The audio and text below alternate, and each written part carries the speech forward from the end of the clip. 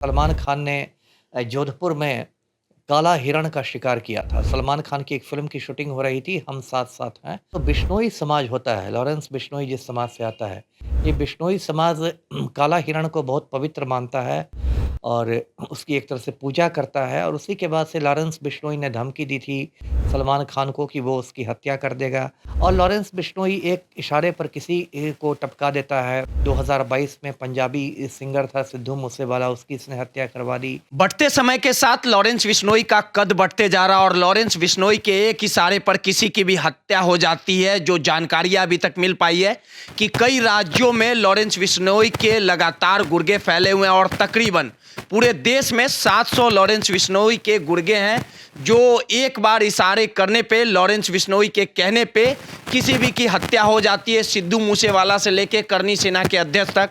अब मुंबई में जिस प्रकार से बाबा सिद्दीकी की हत्या हुई है और इस पूरे मामले को लेके लॉरेंस बिश्नोई के गैंग ने इसकी जिम्मेवारी ली है। हमारे साथ बात करने के लिए पूर्व आईपीएस अमिताभ दास जी हैं, उनसे बात करेंगे और समझने की कोशिश करेंगे कि कहीं ना कहीं लॉरेंस बिश्नोई लगातार देश का माफिया बनते जा रहा है। सलमान खान की जो भी मदद करेगा उसकी हत्या होना एकदम तय है और लगातार कहीं ना कहीं अब सलमान खान के घर के बाहर भी फायरिंग की घटना कुछ महीने पहले हुई थी। सलमान खान के भी जान को खतरा और ये हत्या के पीछे क्या कुछ लग रहा और कैसे लॉरेंस बिश्नोई जेल के अंदर से लगातार अपने गिरोह को चला रहा है।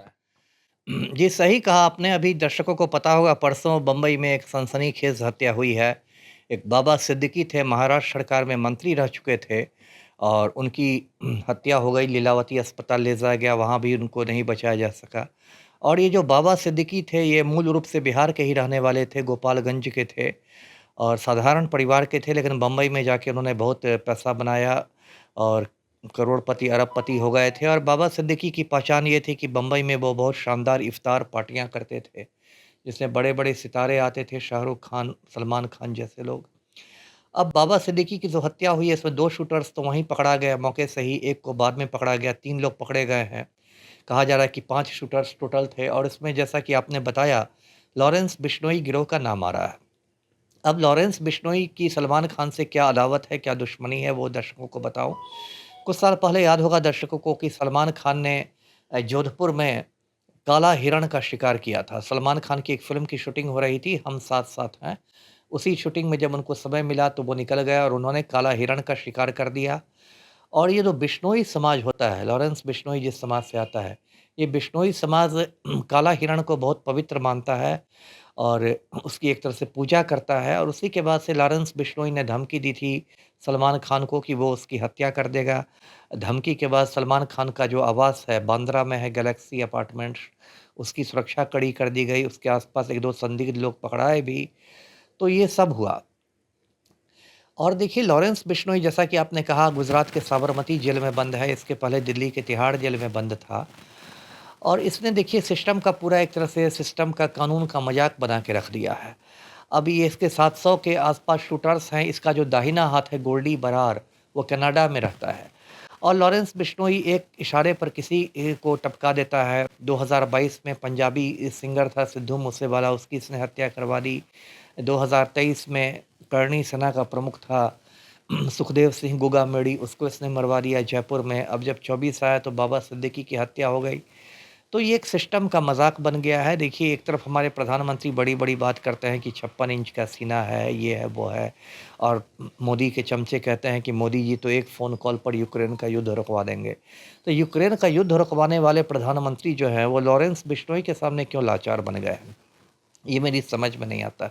जो हमारे तड़ीपार गृह मंत्री हैं अमित शाह, वो बेबस हो गए हैं लॉरेंस बिश्नोई के सामने। जो हमारे राष्ट्रीय सुरक्षा सलाहकार हैं अजीत डोभाल, वो बिल्कुल लाचार हो गए हैं।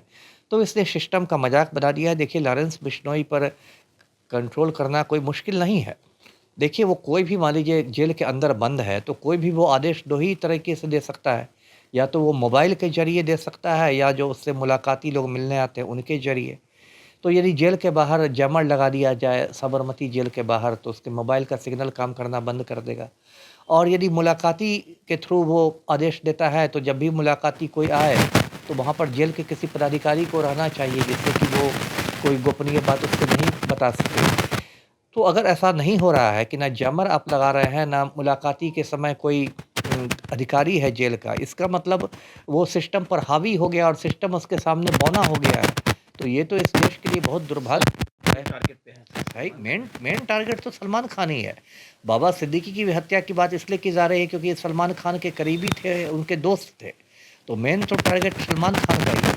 लॉरेंस मैंने बिश्नोई तो का मैंने लगातार तो सीधे 2 उपाय बता दिए कि एक जैमर लगाइए, मोबाइल काम करना बंद कर देगा, एक मुलाकातियों के समय जेल अधिकारी खड़ा रहे, वो कोई सलमान बात नहीं खान कर की भी जान सकेगा। खतरे में। सलमान खान को की सुरक्षा बढ़ानी चाहिए क्योंकि उसको कुछ हो जाता है तब तो वो बहुत देश के लिए मतलब शर्म की बात हो जाएगी।